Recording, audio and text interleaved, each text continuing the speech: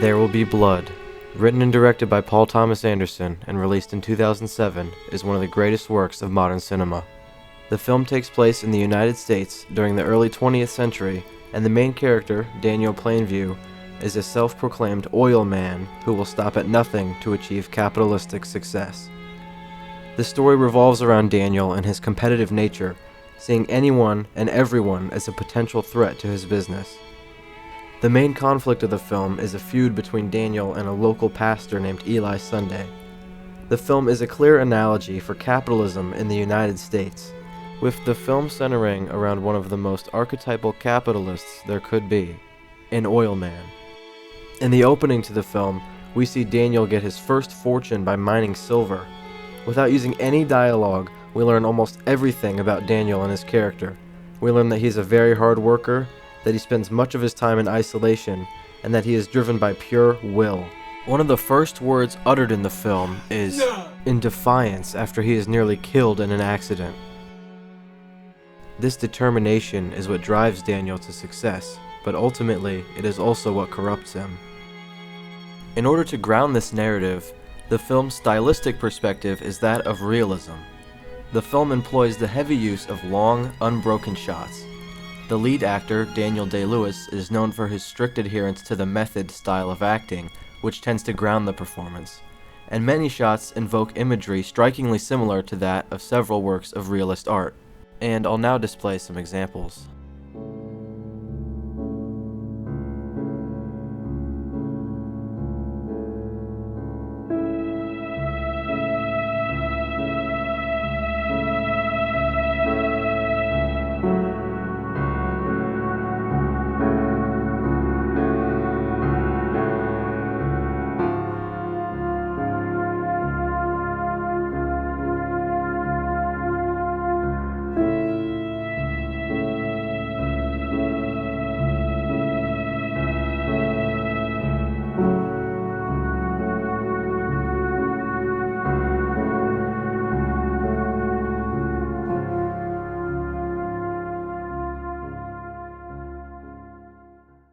While many films were still being influenced by the freneticism of movies like Ridley Scott's Gladiator, There Will Be Blood has a surprisingly high average shot length, being just over 13 seconds per shot. For comparison, the average shot length of many Hollywood films from the time is around 5 seconds. This use of minimal cutting helps the scenes breathe and really lets the performances shine. This combined with the amazing production design lend the film to feel less like a Wild West and more like a viewport into a bygone yet all too familiar era. The few action scenes that happen are very one-sided, with one character essentially bullying another, which would presumably be more realistic than your standard cowboy fare. Since There Will Be Blood takes place in America during the dawn of the 20th century, this film could be considered a Western. However, it does not even attempt such a genre, as it has no interest in heroes and villains. The film's hero is an abusive and callous businessman, and the film's villain is a local pastor. Truthfully, both characters are revealed to be manipulative and self-seeking, but while Eli Sunday, the pastor, is manipulative to his congregation and abusive to his family, he is nowhere near as malicious as Daniel Plainview. Eli's abrasions are more emotional outbursts, while Daniel's acts of evil come from an inherent need to be better than everyone around him. After the release of the film, Daniel Day-Lewis had this to say when asked about the relationship between his character and Eli Sunday. And they both know each other is part fraud. Well, I wouldn't have allowed myself to think that he could see that in me, but I would certainly have seen it in him. Yes, yes. But doesn't he see it because he knows you're a salesman? Eli knows, yeah. He knows. Yeah. You know, that you're going to say what you can do to get that land. But you see, my fraudulence, as far as I'm concerned, would have a certain nobility to it, whereas his spiritual fraudulence is no excuse for that, is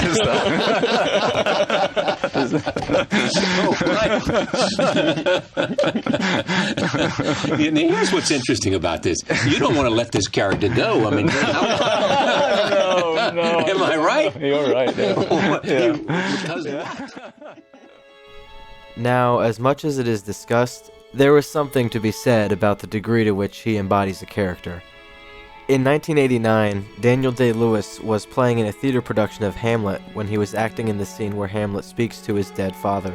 Completely engrossed in his character, Day-Lewis had a breakdown on stage and left in the middle of his performance, where he would later vaguely state that he believed he was speaking with his own father, who had passed away when he was 15.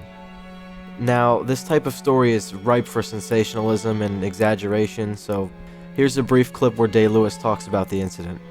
There was that moment with Hamlet and you thought of your father, yes? I had the strongest impression on that particular night that I was in a dialogue with my dead father.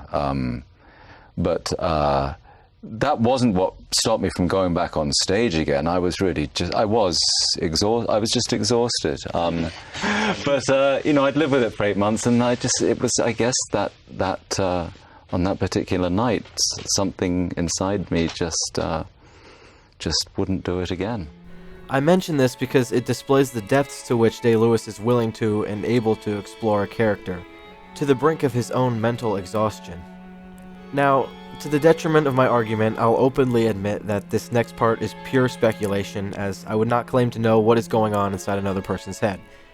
But just watch this extremely brief moment in a 2007 interview when Day-Lewis would have been preparing the character of Daniel Plainview. I suppose at the center of it, I have to try and kid myself that I'm living a life that isn't mine. I have seen countless interviews for this project, and in not one interview have I seen Day-Lewis make this sort of facial gesture in any way besides this one specific moment in this one specific interview.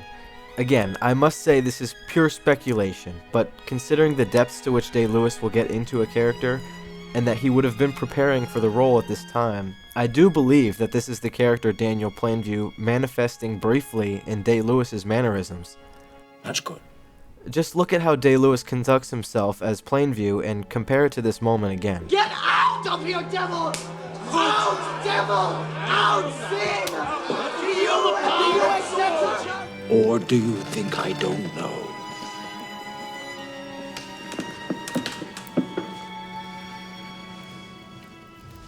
I have a competition in me. I want no one else to succeed. I suppose at the center of it, I have to try and kid myself that I'm living a life that isn't mine. Because if I can't do that, there's no